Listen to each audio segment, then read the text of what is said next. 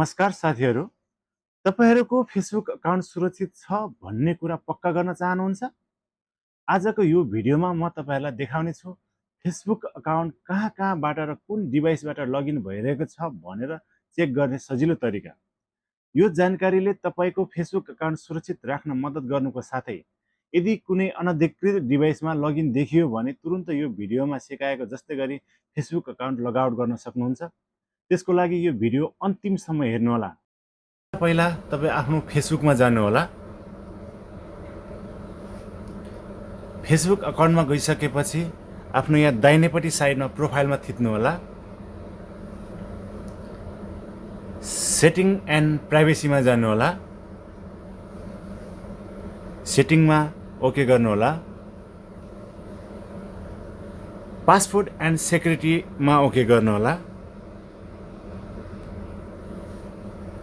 पुनः यहाँ तल एकाउन्ट सेटिङको मुनि पासवर्ड एन्ड सेक्युरिटी छ, त्यहाँ ओके गर्नुहोला। तपाईको यहाँ सेक्युरिटी चेकमा को मुनितिर वेयर युर लगइन इन भनेको छ, त्यहाँनिर ओके गर्नुहोला। यहाँनिर चाहिँ फेसबुक अकाउन्ट र इन्स्टाग्राम अकाउन्ट दुईवटा सो गरेको छ। अहिलेको लागि फेसबुक अकाउन्ट ओके गर्नुहोला माथिल्लो एकाउन्टमा। यहाँनिर चाहिँ तपाईको कुन डिभाइस र कुन ठाउँदेखि कति बजेको समयमा लगइन गरिएको थियो भन्ने कुरा चाहिँ यहाँनिर देखाएको हुन्छ।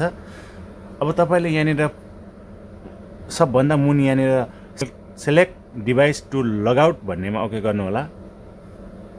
यहाँनिर चाहिँ तपाईले कुन कुन डिभाइसमा लगआउट गर्न चाहनुहुन्छ त्यसको लागि चाहिँ यहाँनिर सिलेक्ट गर्नुहोला। अहिलेलाई म यो Samsung Galaxy M33 भन्नेमा चाहिँ लगआउट गर्न गइरहेको छु। यसलाई सिलेक्ट गर्नुहोला। सबैभन्दा मुनि लगआउट देखाएको छ, त्यसमा ओके गर्नुहोला।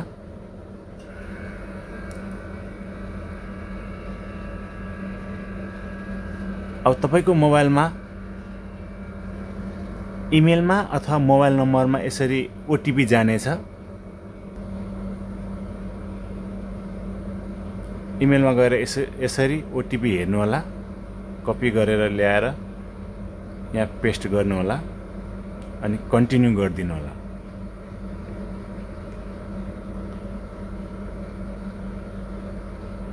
यसो गर्नुभयो भने तपाईको दोस्रो व्यक्तिले लगइन गरिरहेको तपाईको फेसबुक अकाउन्ट लगआउट हुन जानेछ।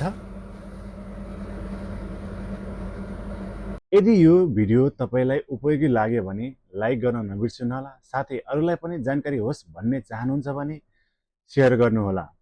यदि तपाईलाई कुनै जिज्ञासा छ वा थप सुझाव दिन चाहनुहुन्छ भने कमेन्ट बक्समा कमेन्ट गर्नुहोला। तपाईको प्रतिक्रिया मेरो लागि महत्त्वपूर्ण छ।